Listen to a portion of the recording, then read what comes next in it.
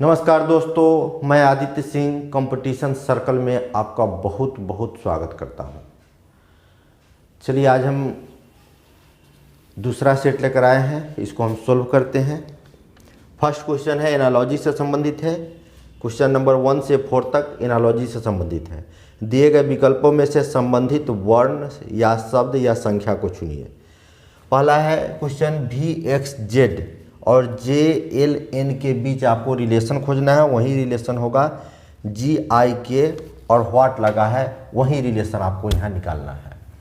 तो देखिए V का 22 होता है, X का 24 होता है, Z का 26 होता है। लगातार दो 22 2 24, 24 2 26। J का 10 होता है, L का 12 होता है, N का 14 होता है।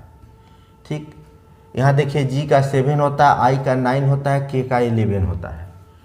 लगातार जो है ना ये हम देख रहे हैं क्या दो दो प्लस करके चलते चलिए।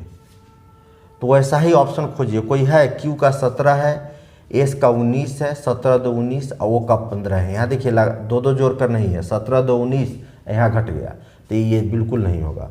Q का 17 होता है, R का 18 होता है, S का 19 होता है, ये लगातार है, ये भी नहीं होगा। O का 15 होता है, Q का 17 होता है, S का 19 होता है। देखिए 15 2 17, 17 2 19, इससे मिलता जुलता ऑप्शन आपको C मिल गया। तो D चेक करने की जरूरत आपको नहीं है। आंसर आ गया 1 का C। दूसरा क्वेश्चन है घड़ी समय।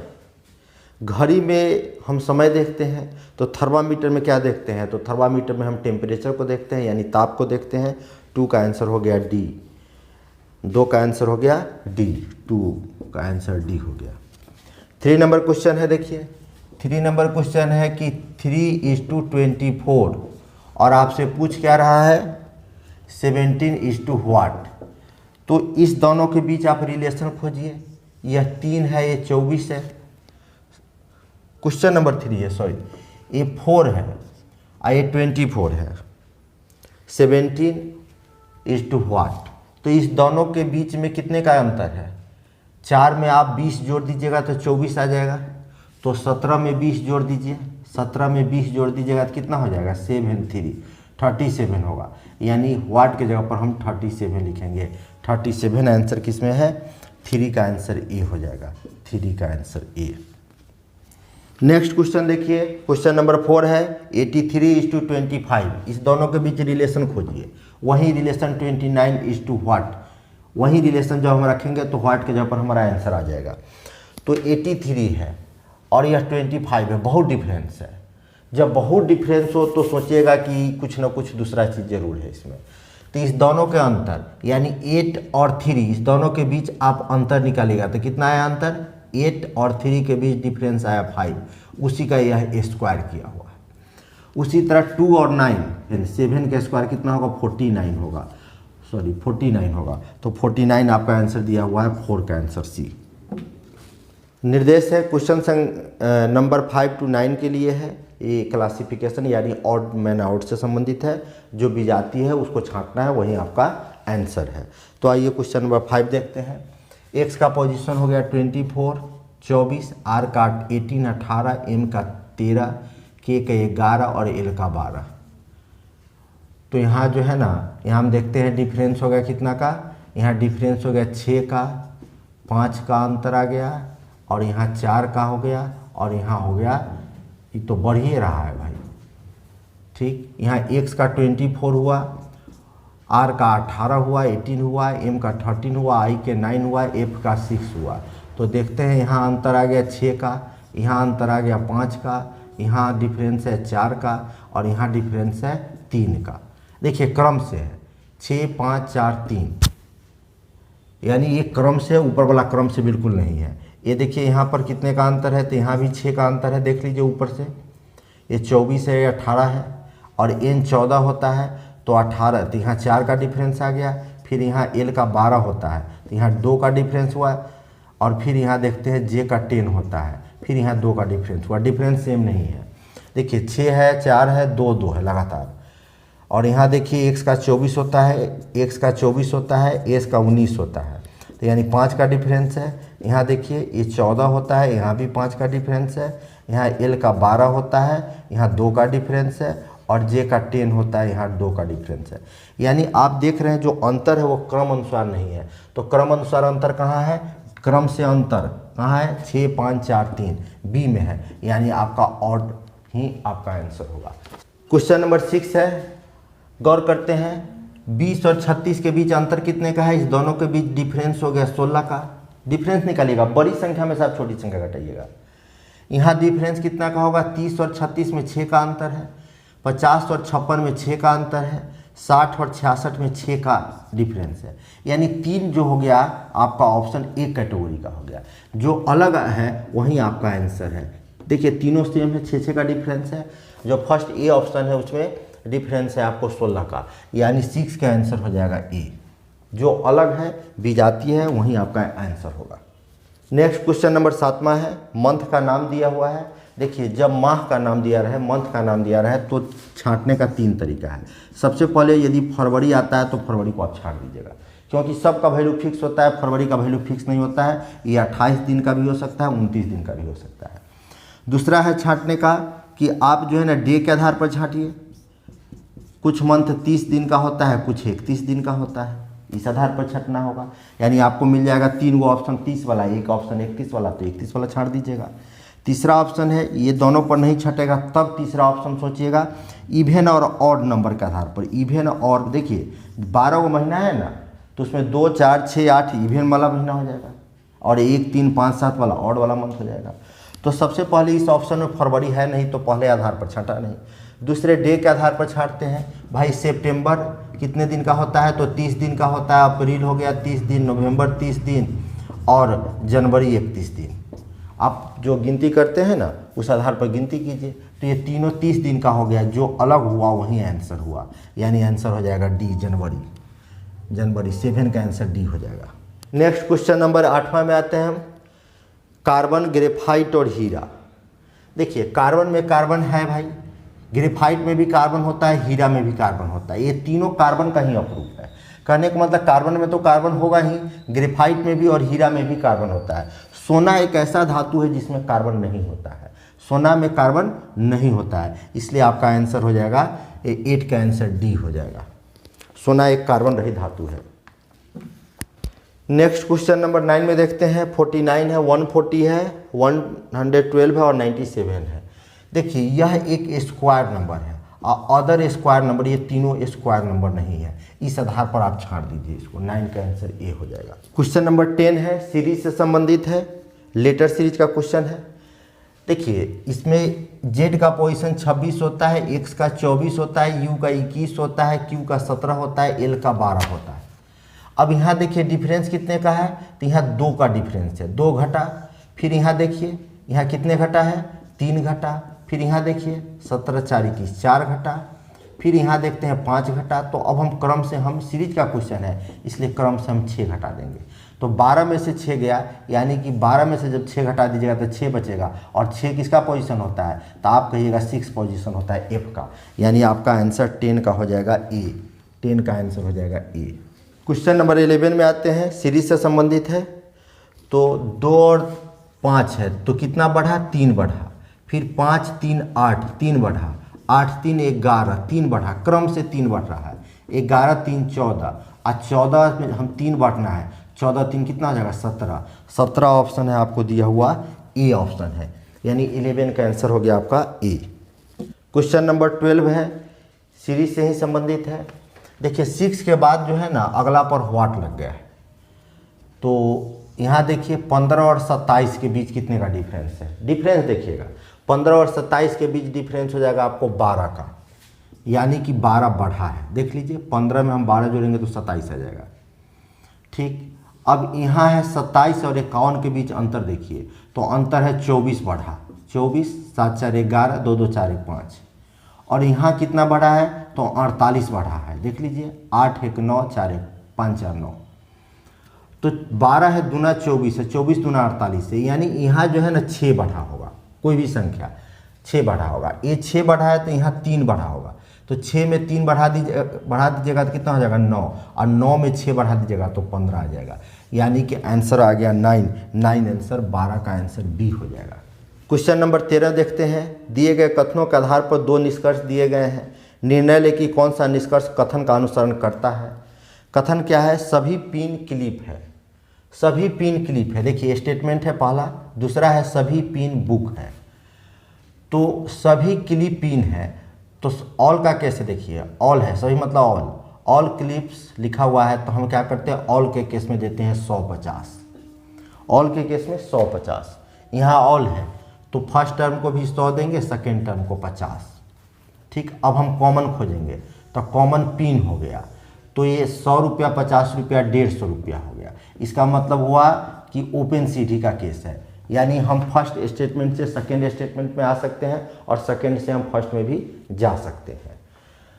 अब देखिए सभी लगा है तो निष्कर्ष में केवल फर्स्ट टर्म को आप वैल्यू दीजिएगा। फर्स्ट टर्म यानी यहाँ क्लिप है, तो सभी है तो 100 दीजिए, यहाँ कुछ है तो आप 50 दीजिए। सेकेंड टर्म को वैल्यू देने की आवश्यकता नहीं है। अब गौर कीजिएगा, हमको कहाँ पहुँचना है? क्लिप से पहुँचना है बुक पर, तो क्लिप से हम बुक पर पहुँच सकते हैं। भाई क्लिप फर्स्ट स्टेटमेंट में है और सेकेंड स्टेटमेंट में बुक है, तो क्लिप से हम बुक पर पहुँच सकते हैं। क्यों पहुँच सकते हैं? ओपन सीडी का केस है, खुला सीडी है तो हम आ सकते हैं। और क्लिप के पास 100 रुपया है तो 100 रुपया ही खर्च भी कर सकता है, यानी पहला स्टेटमेंट निष्कर्ष सही है। दूसरा, ये कहाँ पहुँचना है? पिन से क्लिप पर पहुँचना है, तो पिन को 50 रुपया है, पहुँचना है हमको क्लिप पर। देखिए यहाँ पिन को 100 रुपया है, यहाँ 50 रुपया है, तो आपके मन में डाउट होगा कि ये पिन ले कि ये पिन ले, सवाल उठता है, यानी फर्स्ट स्टेटमेंट वाला पिन ले कि सेकेंड स्टेटमेंट वाला। तो ध्यान रखिएगा, कंपेयर हमेशा जो है ना मोस्टली नज़दीक वाले से किया जाता है। तो हमको पिन से पहुंचना है क्लिप पर, तो हमको ये वाला पिन लेना होगा, क्योंकि कंपेयर हमको क्लिप से करना है। तो इस पिन के 50 रुपया है भाई, तो यहाँ भी 50 रुपया है, और पिन से हम क्लिक पर पहुंच भी सकते हैं आसानी से, यानी कि फर्स्ट और सेकेंड दोनों सही है। तो दोनों सही है तो आंसर क्या हो जाएगा आपका? क्वेश्चन नंबर 13 का आंसर हो जाएगा, दोनों सही है तो सी। क्वेश्चन नंबर 13 का आंसर सी हो जाएगा। क्वेश्चन नंबर 14 पर गौर कीजिएगा।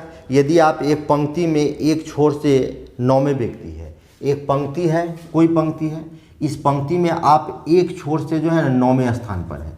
किस स्थान पर है? 9वें स्थान पर है। ठीक, और दूसरी छोर से 11वें स्थान पर है।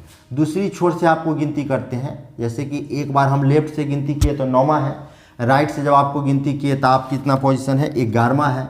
तो कह रहा है इस पंक्ति में कितने व्यक्ति है, तो आप दोनों को जोड़िएगा तो 11, 19, 20 हो जाएगा। लेकिन गौर कीजिएगा, आप एक ही व्यक्ति की गिनती 2 बार कर रहे हैं। एक बार लेफ्ट से गिनती कर रहे हैं इस व्यक्ति का, एक बार लेफ्ट से गिनती कर रहे हैं और एक बार राइट से गिनती कर रहे हैं। तो 2 बार गिनती जब हम करते हैं तो एक बार घटा देते हैं, तो हम 2 बार गिनती किए हुए हैं, 20 पूरा किए, तो एक बार घटा लीजिए, यानी इस पंक्ति में कितने व्यक्ति है? तो 19 व्यक्ति है। आपका ऑप्शन 14 का हो जाएगा बी। क्वेश्चन नंबर 15 में आते हैं। श्याम पूरब की ओर 5 किलोमीटर चला। आप सेंटर से सोचिएगा, हमको जाना किधर है? श्याम जो है वह 5 किलोमीटर कहाँ चला है? पूरब की ओर 5 किलोमीटर, हम एरो दिए हैं पूरब की तरफ। फिर राइट साइड मुड़ा और 3 किलोमीटर चला। अब आप यहाँ पर जहाँ डॉट है वहाँ पर आप अपने आप को मन ही मन रख कर एरो जिधर उधर मूव कीजिए, तो आपको राइट हैंड जिधर जाएगा, किधर जाएगा? तो नीचे जाएगा। और नीचे की ओर कितना गया है? राइट की तरफ गया है, दाहिने तरफ गया है 3 किलोमीटर, तो 3 किलोमीटर लिख दिए। फिर वह राइट साइड मुड़ा और 4 किलोमीटर गया। अब आप यहाँ पर अपने आप को रखिए, एरो की तरफ मूव कीजिए और देखिए कि आपका राइट हैंड किधर गया, तो राइट हैंड आपका इधर आएगा। वह कितना किलोमीटर गया है? 4 किलोमीटर गया। इसके बाद वो पीछे मुड़ जाता है। इसके बाद ये लड़का जो है ना पीछे मुड़ जाता है। पीछे मुड़ने का मतलब समझे? 180 डिग्री घूम जाना। इसके बाद वह पीछे मुड़ जाता है। इस समय उसका मुख किस दिशा में है? इस समय उसका मुख किस दिशा में? देख लीजिए, ऐसा एरो किस में लगा हुआ है, तो ऐसा आप कहिएगा उसका मुख पूर्व दिशा में है, यानी कि 15 का आंसर बी हो गया। 15 का आंसर बी। क्वेश्चन नंबर 16 जो है वो आपको एज प्रॉब्लम से संबंधित है। अब हम क्वेश्चन नंबर 16 में आते हैं जो एज प्रॉब्लम से संबंधित है। अभी एक पिता की आयु, अभी मतलब कि वर्तमान की बात कर रहा है, अभी एक पिता की आयु पुत्र की आयु के दोगुनी है। पिता की जो आयु है, क्वेश्चन नंबर 16 है, पिता की जो आयु है वह पुत्र से दुगुनी है। तो पिता की आयु जो है वह दुगुनी है किससे? पुत्र से। तो पुत्र का हम x मान लिए, तो x का दुगुना कितना हो गया? 2x। अभी वर्तमान समय की बात कर रहे हैं। अब क्वेश्चन कह रहा है 5 साल के बाद तो 5 साल के बाद पिता की उम्र कितना हो जाए, पुत्र की उम्र हो जाएगी x + 5, और पिता की उम्र कितनी हो जाएगी 2x है, आप 5 साल के बाद 5 वर्ष जोड़ दीजिएगा।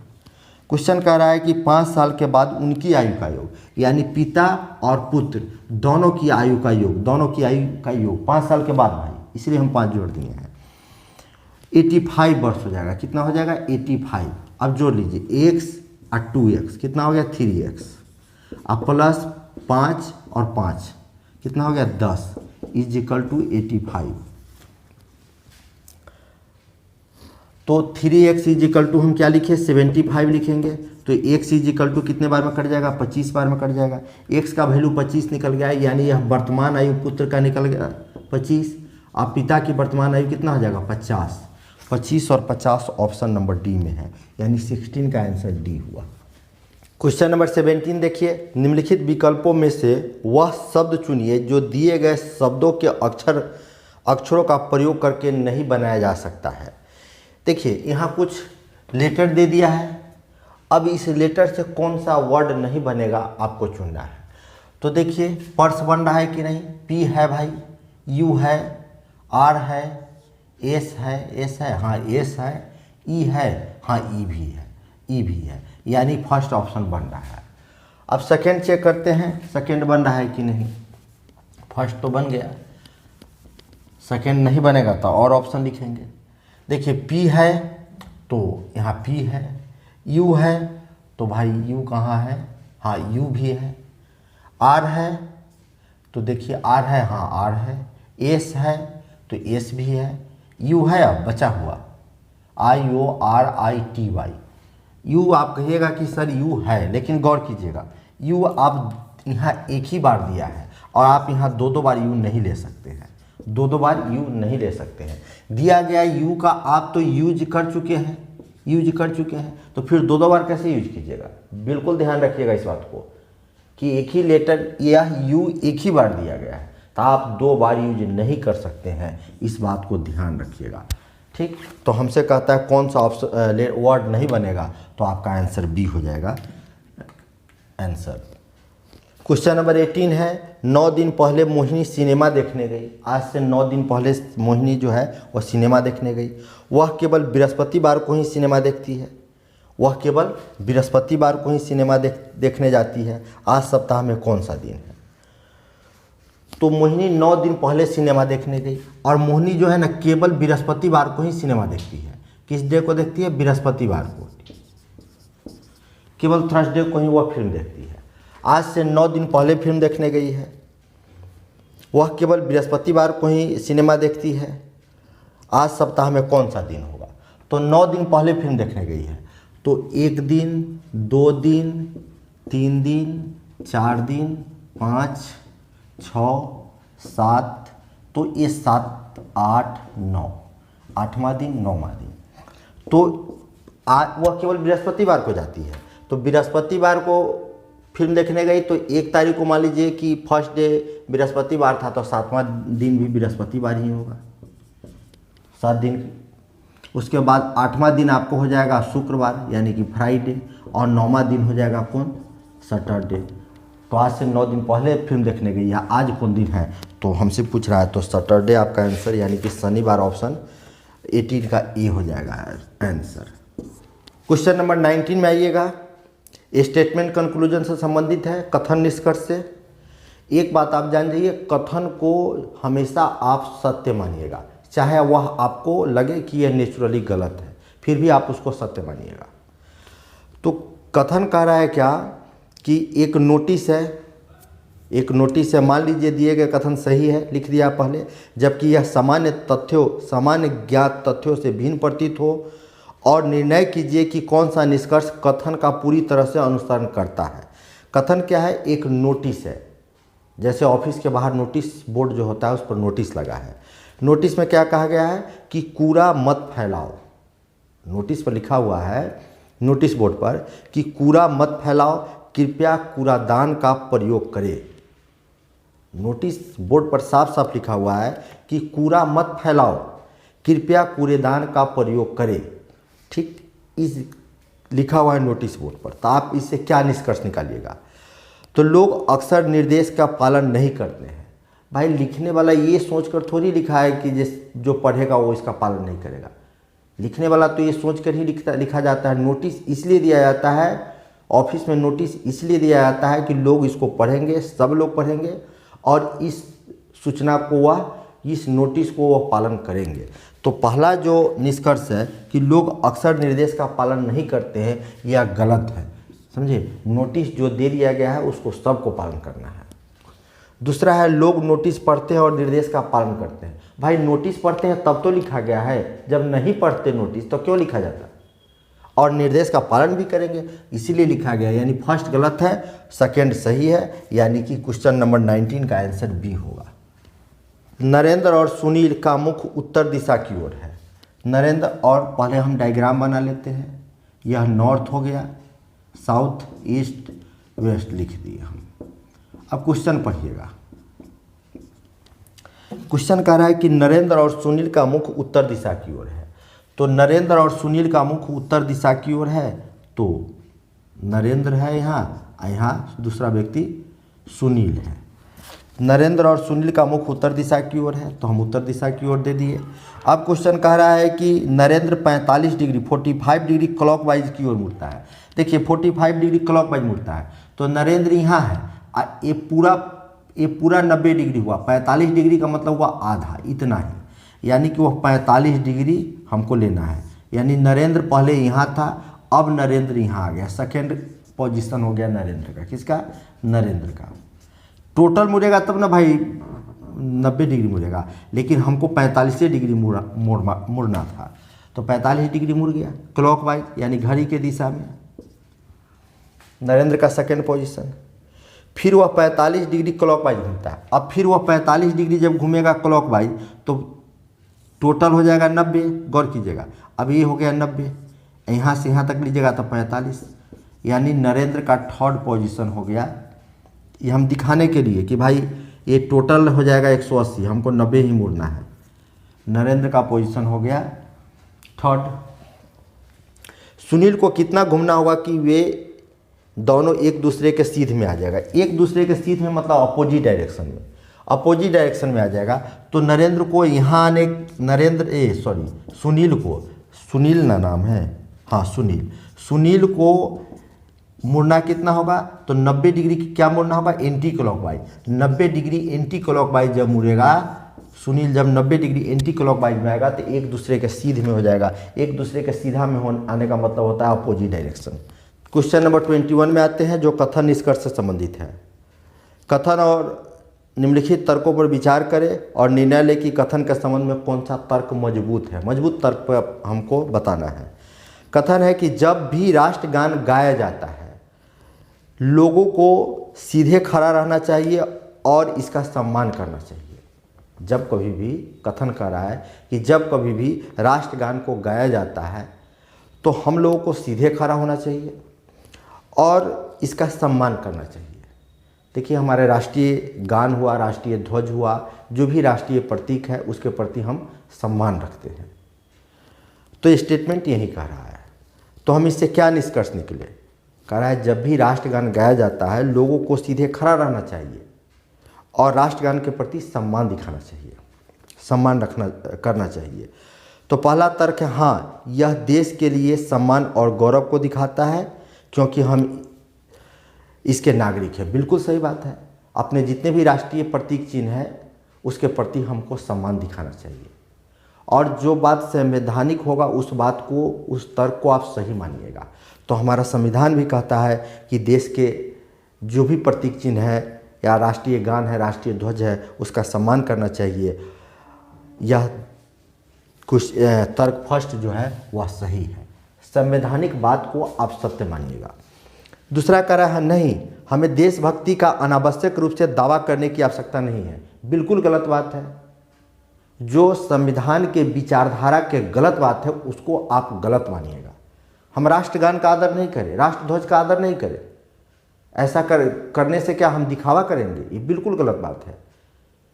हमको राष्ट्रगान के प्रति आदर रखना चाहिए। ये दिखावा वाला जो स्टेटमेंट है, जैसे बाहर में आकर आप राष्ट्रगान के प्रति अपना सभ्यता दिखाते हैं और कहते हैं हम सच्चे राष्ट्रवाद है या हम सच्चे राष्ट्रभक्त हैं, तो जो मन में होता है वही बाहर आता है लोगों को। तो दूसरा जो है वह संवैधानिक विचारधारा के विरुद्ध बात है, इसलिए हम इसको गलत मानेंगे। हमारा आंसर हो जाएगा 21 का सी, 21 का सी, यानी फर्स्ट तर्क ही मजबूत है। क्वेश्चन नंबर 22 में आते हैं।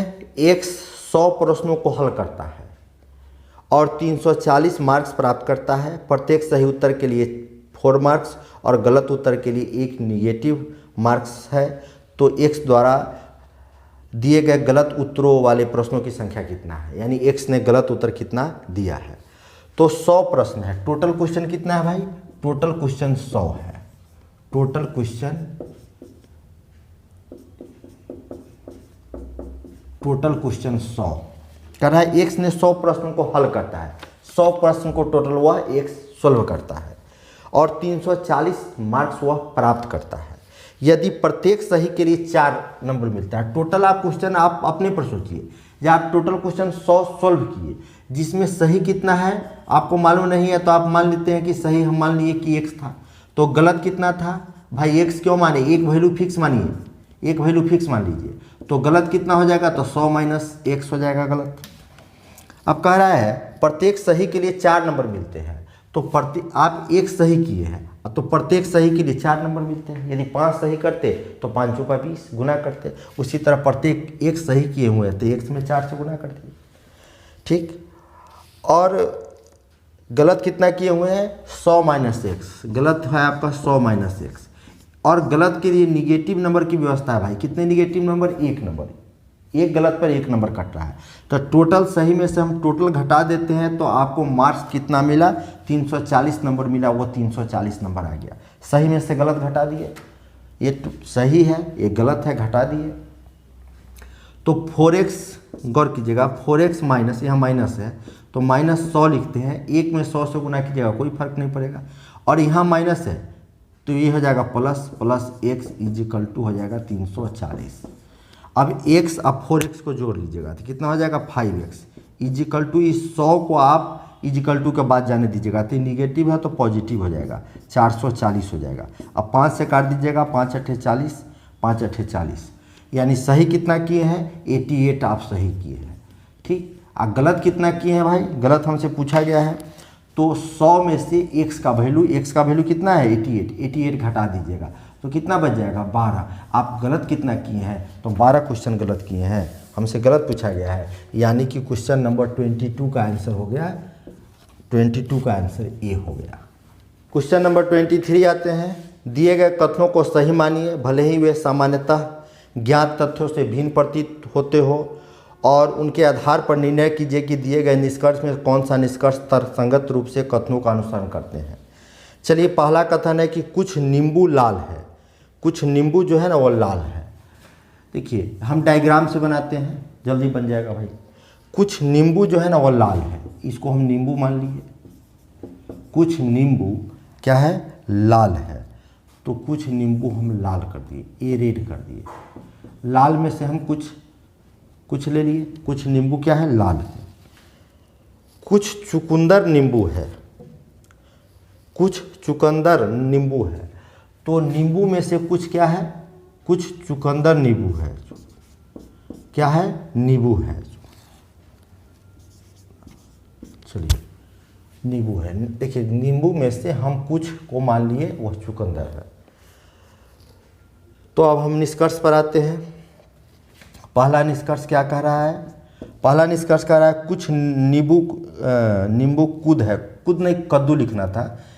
तो भाई कद्दू का तो आउट ऑफ स्टेटमेंट है, इसमें तो कद्दू की चर्चा नहीं है, चर्चा है चुकंदर का, नींबू का और लाल का। तो पहला गलत हो गया, आउट ऑफ स्टेटमेंट है। दूसरा चुकंदर लाल है। देखिए चुकंदर को लाल से कोई संपर्क नहीं है, चुकंदर को लाल से कोई लिंक है? कोई लिंक नहीं है। लाल यहाँ, रेड यहाँ है, चुकंदर यहाँ है। कुछ चुकंदर जो है नींबू है, लेकिन कोई भी चुकंदर जो है ना वह लाल नहीं है, ठीक। तो दूसरा हमारा जो स्टेटमेंट हुआ कि चुकंदर लाल है, यह बिल्कुल गलत हुआ। दोनों के दोनों गलत हुआ। आंसर हो गया 23 का ए। 23 का आंसर ए हो जाएगा। 24 नंबर क्वेश्चन में आते हैं। यदि किसी घड़ी में 9:15 हो रहा है, टाइम क्या दिया हुआ है, टाइम हुआ है 9:15, किसी घड़ी में टाइम हो रहा है 9:15, तो दर्पण में घड़ी की सुई कितना समय दिखाएगी। देखिए मिरर इमेज हमको निकालना है, तो जब कभी भी आपको मिरर इमेज निकालना होगा तब आप क्या कीजिएगा, 11:60 में दिए गए टाइम को आप घटा लीजिएगा, दिए गए टाइम को आप 11:60 में घटा लीजिए, यानी कि 9:15 को हम इसमें से घटा लेते हैं, तो 60 में से 15 चला गया 45, यानी 2:45 होगा। तो ऑप्शन ऐसा है 2:45, 2:45, 24 का आंसर फर्स्ट है, ए है। क्वेश्चन नंबर 25 पर गौर कीजिएगा। 30 विद्यार्थियों की एक समूह में, यानी स्टूडेंट टोटल कितना है, 30 स्टूडेंट है, 30 स्टूडेंट के समूह में यानी ग्रुप में है। 30 विद्यार्थियों की एक समूह क्रिकेट और फुटबॉल खेलता है। ये क्या खेलते हैं, 30 स्टूडेंट क्रिकेट खेलते हैं और फुटबॉल खेलते हैं। 20 स्टूडेंट क्रिकेट खेलते हैं, 20 स्टूडेंट क्रिकेट खेलते हैं, 15 फुटबॉल खेलते हैं, 15 फुटबॉल खेलते हैं। प्रत्येक स्टूडेंट कम से कम एक खेल अवश्य खेलते हैं, तो उनमें से कितने दोनों खेल खेलते हैं।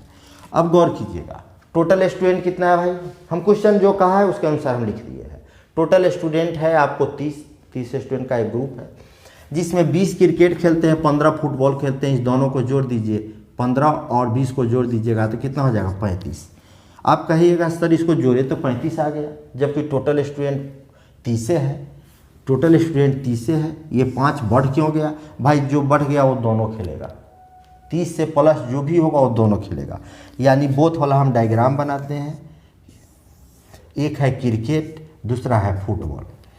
अब गौर कीजिएगा, जो टोटल से जितना अधिक जाएगा, देखिए यहाँ 5 अधिक हो गया, वो 5 दोनों खेलेगा, तो 5 क्रिकेट और फुटबॉल दोनों खेला।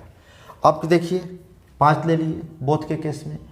क्रिकेट कितने खेलते हैं, 20, तो 20 में से आप 5 लिख चुके हैं। क्रिकेट टोटल 20 खेलते हैं भाई, 20 में से आप 5 लिख चुके हुए हैं, तो इधर आपको क्रिकेट में 15 लिखना होगा। फुटबॉल 15 खेलते हैं, 15 में आप 5 लिख चुके हैं, 5 लिख चुके हैं, तो बच गया 10। अब जोड़ लीजिए, 10, 5, 15, अब 15, टोटल 30 हो गया कि नहीं।